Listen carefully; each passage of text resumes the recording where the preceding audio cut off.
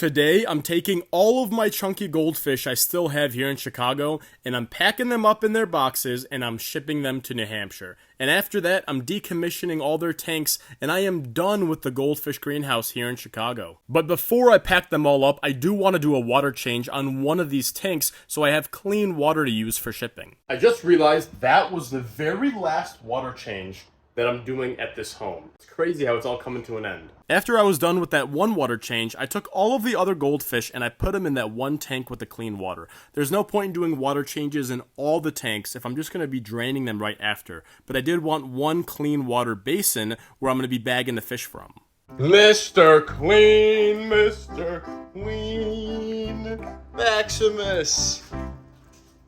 Hey, buddy. We all love a good Stacy. Woo! Venom! They ain't gonna know what hit them. Look at that beautiful red white.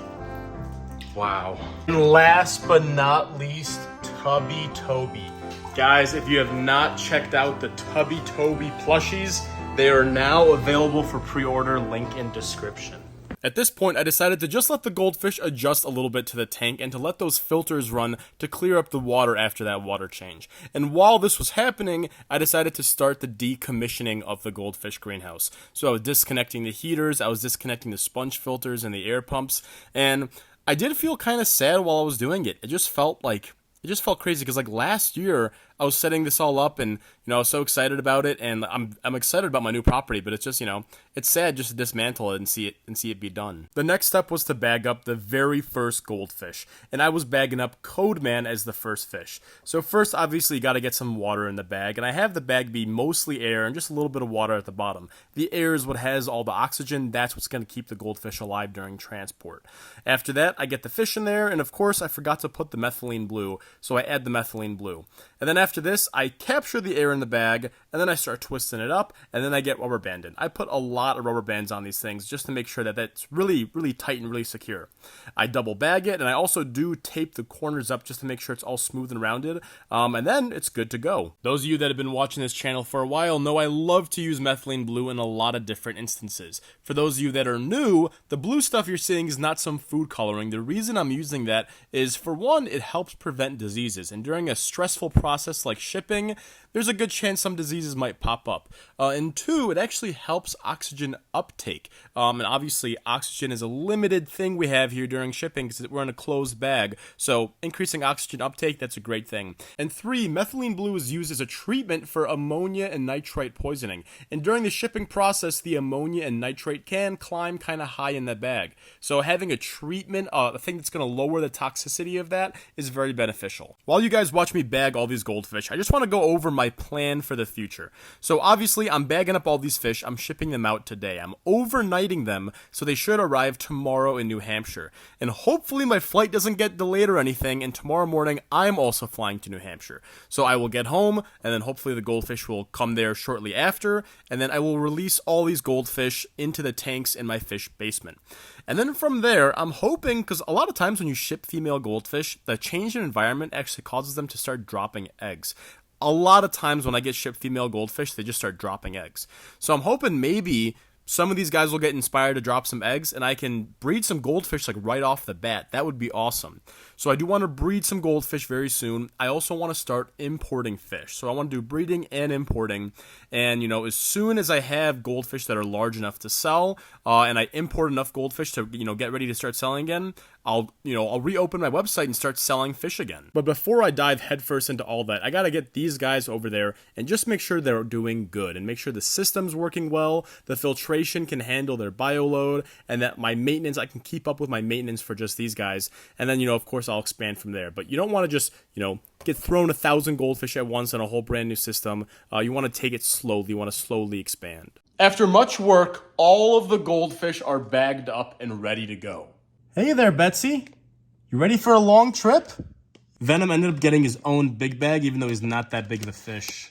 Notice I did not put that much water inside these bags. The reason I did that is because I want to have as much space for air as possible, because the oxygen in the air is what's going to keep the fish alive during the transportation process. Yeah, covering them in water is important, but the most important thing is that they do not run out of oxygen. So I try to use up as much oxygen space as possible. Originally, I thought I could fit 6 of these bags in here, but after I started fitting them, it looks like I can only really fit 5. But I can fit 5 of these big ones and then 1 of these smaller ones.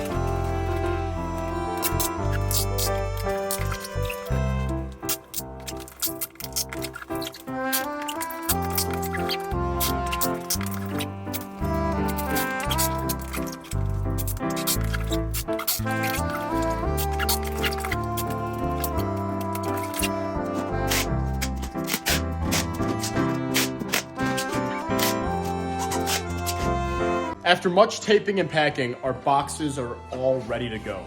All of the goldfish I have here in Chicago are in these boxes, and I'm about to go to the UPS store and send these guys to New Hampshire.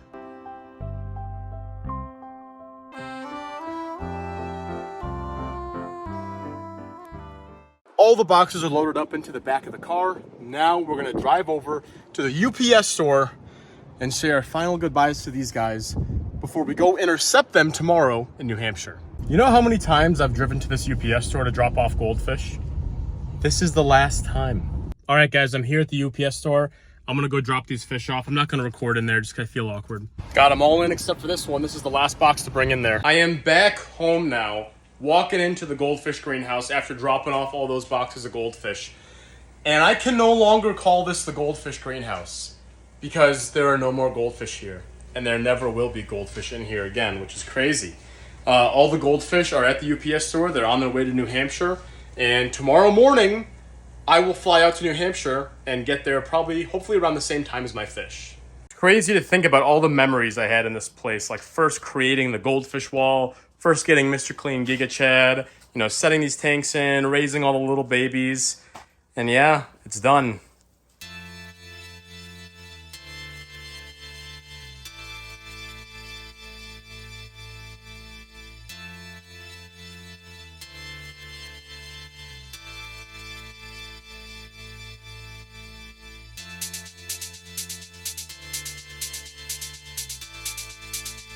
I still got a lot more work to do around here. I got to package up as many of those things I can. I want to take them back with me. And I also just want to clean this place up. My dad wants to use this to grow plants. So we'll see what I can get done today. But that's all for today's vlog. Thank you so much for watching. Don't forget to check out the Tubby Toby plushies now available for pre-order.